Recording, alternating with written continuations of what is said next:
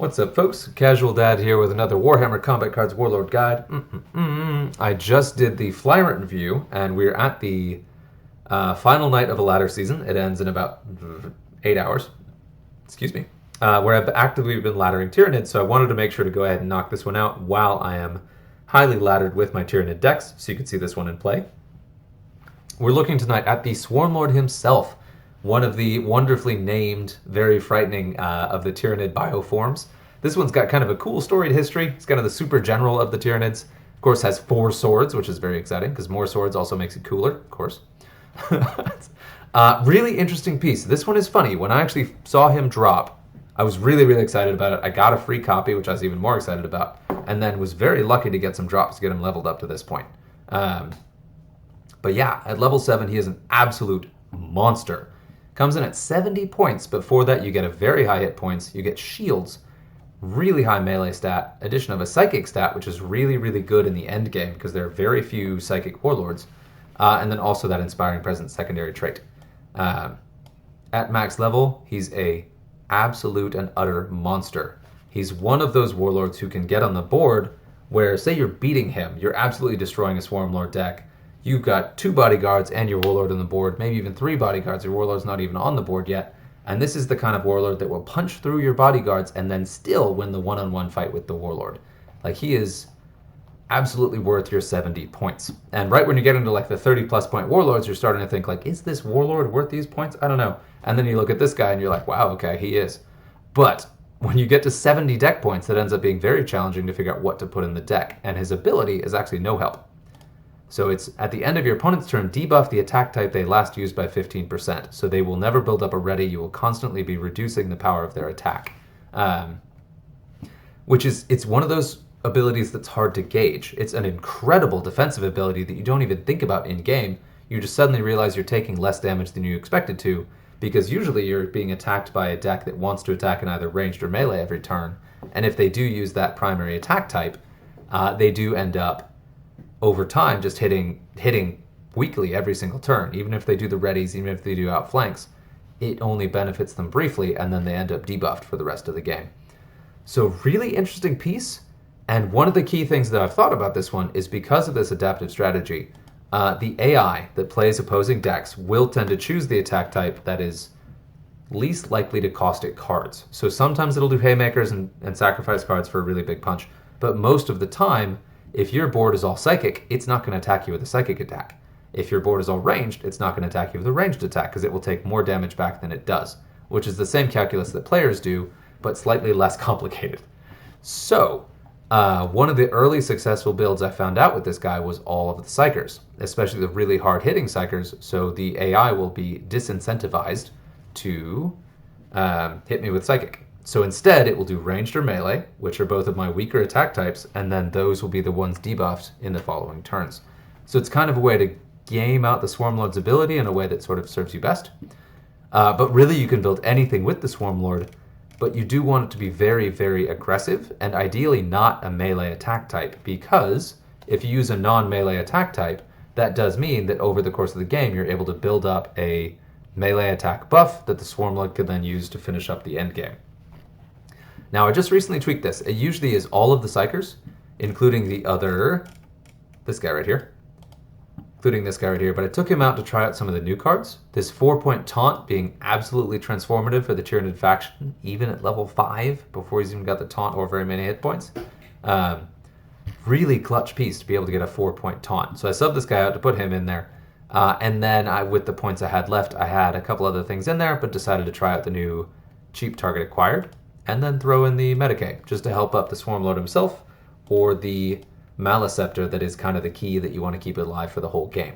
Because having this guy on the board with the Swarmlord helps guarantee that you're going to win the game, because the Psionic Blast forms cover, clears shields, and makes sure your haymakers really land. So that's really it. There is no wrong way to build a Swarmlord deck. I think a lot of the time the fun Swarmlord deck is the thinnest one possible, where you have your other Hive Tyrant with that inspiring presence, and just go to town. Like, throw your Carnifexes in there, just both of those side by side, and just really wail on the opposing team. It's kind of fun to be like the big monster Tyranid in this one.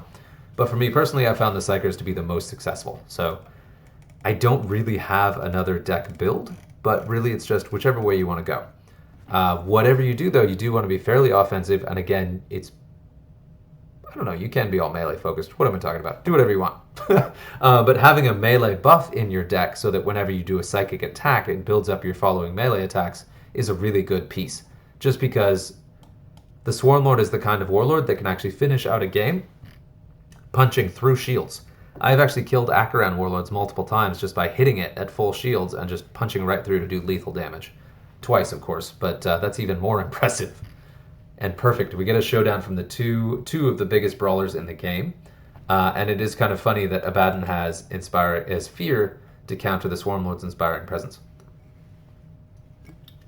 This is going to be a good one.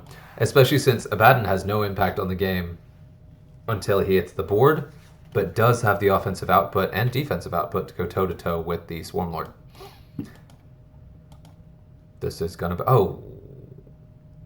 That's not good. It's okay. Well, we got to do it. We're going to Psychic through this. I could tank a little bit more hits than he can. We'll punch right through this. Once I get my Scary Psyker on the board... And there we go. So the worst thing for me would be him hitting me back with melee, which he's not, or with psychic, excuse me, which he's not going to do because I have more psychic on the board than he does. Ooh, gross. All right, so this is one where we're going to just wail on each other, and it is going to end up being Swarmlord versus Abaddon fairly quickly here. The only card in his arsenal that can heal... Let's go ahead and do this. So those two in the middle are going to die. I'm going to follow up with the Scourge of Serenus. And maybe the target acquired guy to take down this bird.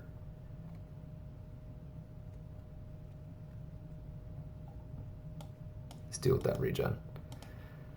That is a max level bird. All right, we're seeing a very competitive match right out of the gate. This is going to be just a giant slugfest because Abaddon's going to drop.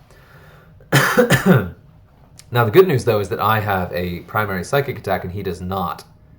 So I'm going to have my... Oh, this is going to get weird. Okay, because he's going to wipe me. But not so bad because he does not have a psychic attack. So when I'm hitting him with psychic, he won't be hitting me back. Okay, so we're going to do this. We're going to do this. And I should have enough psychic on the board to get him. And he's alternating attack types between melee, but mostly doing ranged. So my debuff ability hasn't been felt too much, because this isn't a deck that has a super strong theme. He wants to be using psychic attacks, but he's not because of concerns about my cards. Ooh, that hurts. But still, I'm sitting at 3 shields. I will lose 2. Oh, hey, there we go. Poison. Woohoo! Okay. And then the Swarmlord might have enough power to just punch straight through him, but I don't think so. I think with that fear, I'm debuffed enough that I can't get him in one hit. But we're getting there. So we go ahead and use our Psychic for a bit. This is why having Psychic as a main attack stat for... Ooh, there it is. For the Warlord is so good, because you have the opportunity to soften him up and build up your own attacks before making that Haymaker punch. Now, he went melee, so I then immediately debuffed it. And then also, this is why having Scourge of Serenus in the off lane is so important in the end game, is he's able to magnify my psychic attacks and also kind of trim down Warlord health as we go. So that's one game with the Swarmlord. I'm glad we showed that one, because that was a particularly difficult matchup. It was almost a mirror match, but in different factions. So we're going to do one more, and then we'll see how this goes. But you can see where all the pieces of the deck kind of fit together. That was a especially dramatic case where my biggest strength was also big weakness, because a Lord of Change is something you don't want to do psychic attacks against. Duh. But yeah, I got lucky that that player, the AI, was unwilling to psychic attack me back for a while. Okay, that's unfortunate. Snick Rod is going to be an interesting matchup. And now here, this is kind of a weird one. So you do want to take out Makari. But also you don't want one of your heavy damage dealers stuck behind him for too long, which is what's going to happen here.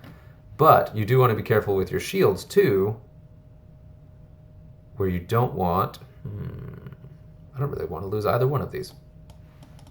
You got to be careful with your shields too, where you don't want your shield cards next to Barrage, because the Barrage will, of course, strip your shields. So that target acquired was actually very helpful there because it kept my Scourge of Seranus over here away from the barrage of this guy, so my shields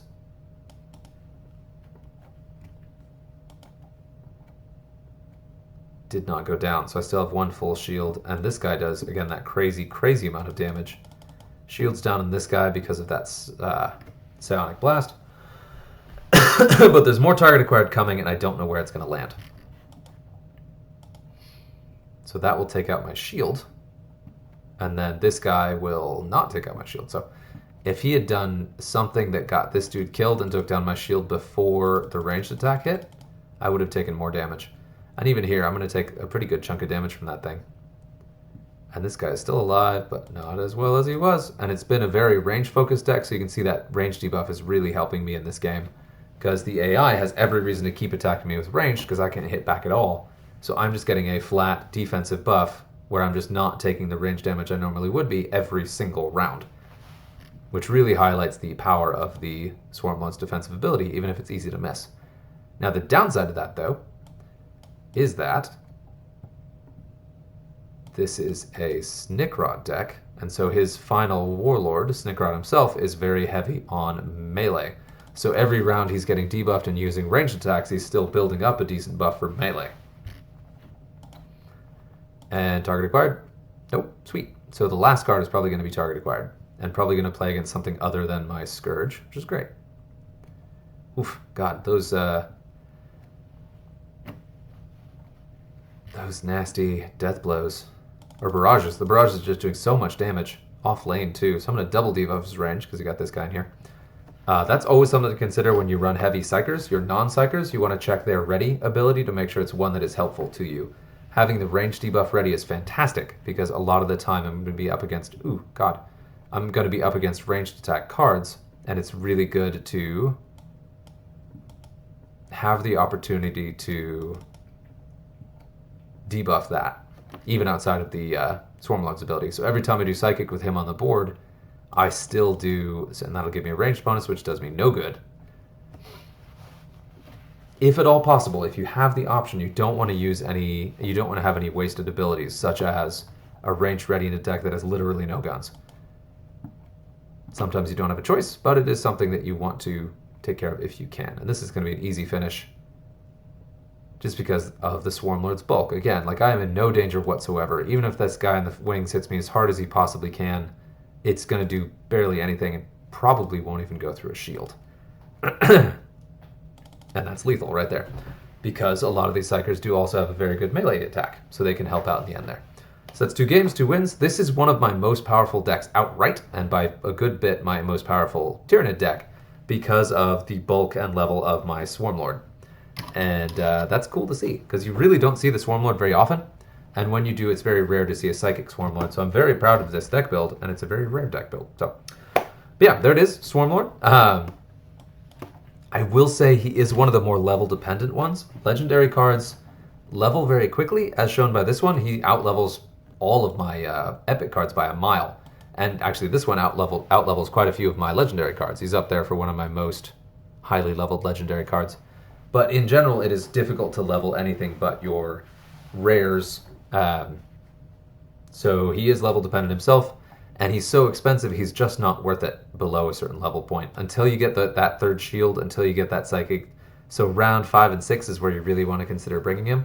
Before that, he's just too expensive for what you get. And above that, go to town. This guy becomes an absolute beast. You get 4 shields, you get all day to hit stuff.